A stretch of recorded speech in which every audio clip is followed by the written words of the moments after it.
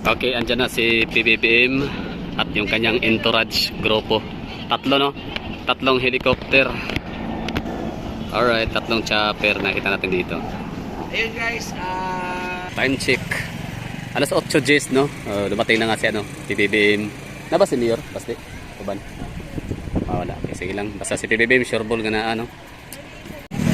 So yan ang ano, last third update dito sa Davao Coastal Road ngayon regarding sa inauguration, no, ni PBBM, no, ribbon cutting in the bridge inauguration sa ating Bukana River Bridge of Davao City, the most iconic river bridge sa Pilipinas. So ngayon bali tayo natin ano, iikot lang tayo dito. Tapos gusto ko lang makita yung ano, yung settings ng lugar, yung setup, no, yung ganap. So kansi naman, no, dito pa lang kita nyo na may mga sasakyan. Ito mga nakikita nyo mga sasakyan, private vehicles, no, mga ano, mga civilians. Pero dun sa unahan, marami mga nakaparadang mga mga sasakyan, no, ng mga kapulisan, ng ating mga security personnel, mga security clusters, kumpleto ho yan. May mga AFP, BFP, Davao Task Force Davao, mga CTTMO, basta marami dyan ng mga security clusters na nagbabantay sa vicinity, no? Kasi dito nga siguro dito dadaan si PBBM. Ibig sabihin, pupunta siya ngayon dito, pwedeng by land or via chopper, no? So dyan sa unahan, merong landingan kasi dyan. Ayan, merong hindi man siya helipad. Walang helipad dyan, pero since siya yung naay mong kuya BBM na oh. Okay, so yan yung ganap dito ngayon sa Davao.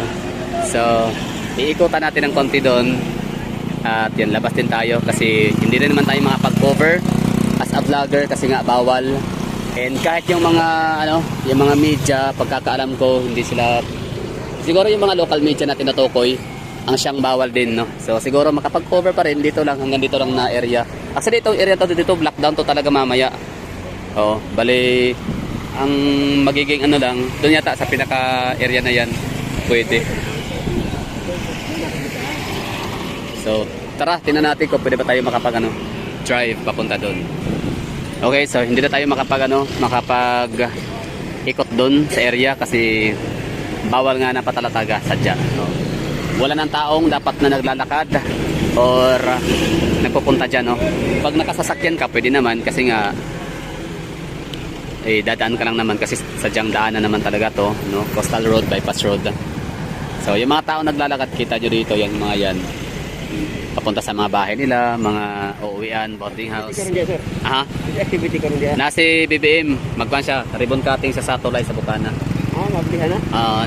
Dili po, siguro mablihan pero murag dili pa siya pasabot. Di pa kalusot mo? Dili kalusot kay di pa man human ang kwan, Rojas segment. Oh. Diretso di ba? Wala pa, kay pa na human ang sa Rojas. Wala pa. Wala pa. Ang Arcastelo wala pa po. Basta ang Tulay line na human, sa akong pagkabalo lang ha, basta Tulay line na human, so common sense dili ka pa sa magyan kay na siya ang mag-ribbon cutting. Oo. Okay, mo ni dito. Giulat lagi daw ka. Wala, bawal ang tao, bawal. Bawal ang civilian. Kuan lang, mga mainstream media. Bagyan nga, siguro pagkaabot ni BBM, depende pagka alas 10 sa oras na ba. So expected mo mabot siya 9:30 naman dagaro, no. Sa mga alas 10 maabot sila, bawal lang ang tao diri agyud. Pingan kinaya sir, kay pasig maigo ba niya? Pahindan sa kada po. Tama gyud. Tama ra pud wala tao kay basig labayo sa kamatis. Madam, ano? Oh, tama ra gid pud na no. Tama ra nga wala na audience, mamangga po wala mamalakpak. Di ba? Sige. So yun na, bali may mga curious tayo ng mga kababayan dito sa Davao na napapadaan nga. Tinatanong nila tayo dito kung anong ganap, anong meron, anong event kasi nga pansin nila talagang punong-puno ng mga security personnels, no. Lahat ng clusters except sa NPA. Ayan si Kuya. Tropa Mindanao. So, di ako sure Tropa Mindanao kung ano ba sila no mainstream media. So, I think mainstream media si Kuya. Sa Davao, Davao lang siguro or Mindanao. So, hindi siya national. So, accordingly, ang ang invited lang talaga ng mga invited and welcome or invited na magko-cover ngayon ay ang mga mainstream media, no? So, that's Bombo Radio Philippines, Brigada, maraming mga mainstream media. SMNI, no? Mainstream media na rin sila. Net25. So sila yung andito ngayon, ABS-CBN, GMA, TV5, News 5 everywhere. So andyan sila ngayon magko-cover. So sa mga gustong manood, andyan naman, no, marami naman kayong mga sources of information. Marami kayong pwedeng mapanoodan ng ganap ngayon. Close up talaga kay PBBM.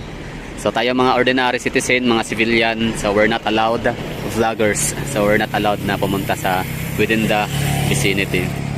So malapit na mag-alas 10, so time check ko tayo dito. It's 9:34 ng umaga. So curious lang yung mga tao, yung itong mga motorista natin na mga kababayan. So they keep on asking anong meron, anong ganap. So hindi lahat na informed, syempre busy. Hindi lahat nakatutok sa social media. Hindi lahat naka-follow sa City Government of Davao Facebook page and kay Mayor Basti Duterte Facebook page. Kaya wala silang ideya na mayroon palang ganitong event ngayon. Dito pala pupunta si PBM, no, for today's video. So ako naman nalaman ko yung taon nito. Nalaman ko yung ganap. Ayan o si Kuya. One Mindanao. So hindi siya pinapasok. I don't know, meron ditong nag-attempt. I don't know kung mainstream media si Kuya naka-block or siya ay vlogger. I don't know. Basta lockdown ang area. Lalo na kung andito na si PBBM. So parang nakipag usap yun si Kuyang yung Juan Mindanao, no? So nakapasok ngayon yung kanyang sasakyan. Hindi ko alam kung pinayagan siya. Sa bagay parang legit naman talaga siyang media, no? So bakit pa siya hindi papasokin? Ito media rin, no? Radyo natin. I don't know sa radyo natin kung nationwide. So national mainstream media pa rin. So ito na, starting na. Sisimula na yung pagharang. Yan na yung tinatawag na lockdown. Alright, diba? So ayan ang CTTMO natin. Pinagbawal na lang pumasok ang mga private vehicles. So yung mga motorista natin ngayon, hours na sila, no? Detour. Okay, ikot, balik. So, andito ngayon kasi si PBBM, ha, sa mga nagtataka dyan, bakit hindi ko pinapapasok. So, andito ngayon ang ating halal na Pangulo. Hinalal natin yung lahat. So, whether we like it or not, siya ang presidente natin. So, ano lang tayo, pikit tiis lang tayo hanggang 2028. So, maya-mayang konti yan, may SWAT din. Malapit na, magano talaga, no? Lockdown na, yeah, starting na. So ibig sabihin si PBBM ay papalapit na siguro or something, no? Wala nang makakapasok.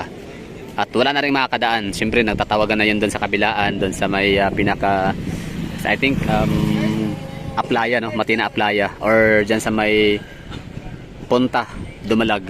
Yan. So siguro doon na pinapaikot na yung mga motorista. So wala nang sasakyan. Okay, ito na, no. So time check 9:36. So no more vehicles. No more private vehicles na makikitang dumadaan palabas mula dyan sa coastal road. So ibig sabihin ni-lockdown na. So nakita ko ninyo dito ng mga sasakyan sa unahan nakaparada. So yan ay mga sasakyan ng natin, mga security forces.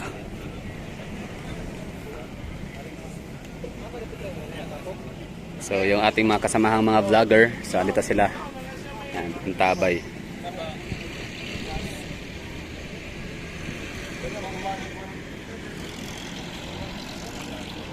Hi guys, I'm YouTuber, vlogger. Okay, andyan na si PBBM at yung kanyang entourage grupo. Tatlo, no? Tatlong helicopter. Alright, tatlong chopper nakita natin dito. Ayun guys, mating Okay.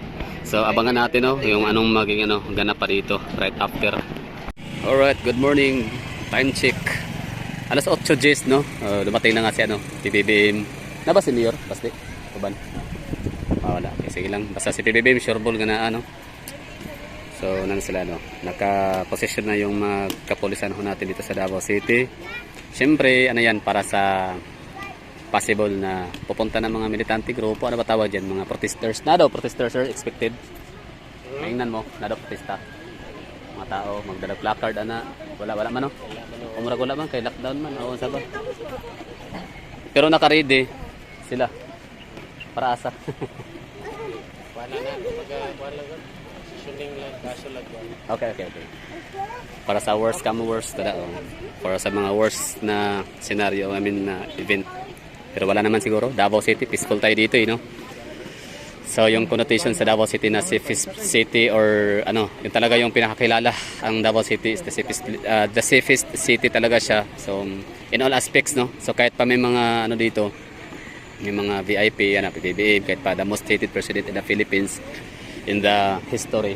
Still, di ba? Mga taga-Davao, walang pagkalang mga taga-Davao dyan. Like, ibig sabihin is, wala lang, trabaho na lang, pasok sa trabaho. Hayaan na mag-ribbon cutting and inauguration. At alam naman natin na yan talaga ay nasa Constitution. Kung sino yung nakaupong presidente, sila talaga yung matik na mag-ribbon cutting. Hindi naman pwede mag-ribbon cutting sa Tatay Digong kasi di naman na siya presidente, di ba? At hindi rin pwede si VP Sara Duterte kasi hindi rin naman siya presidente. Ganun yun, no? So parang depende na rin yata kung iimbitahan si VP Sara Duterte na kasama or sasama sa inauguration, so no problem. So napakainit na lugar, ibig sabihin yung yung klima, tirik yung araw. So ito lang yung mahatid ko sa inyo na news kaya dyan, di ba? Di lang yung update dito, current event sa Davao City Coastal Road sa may Tulip Rotonda Junction.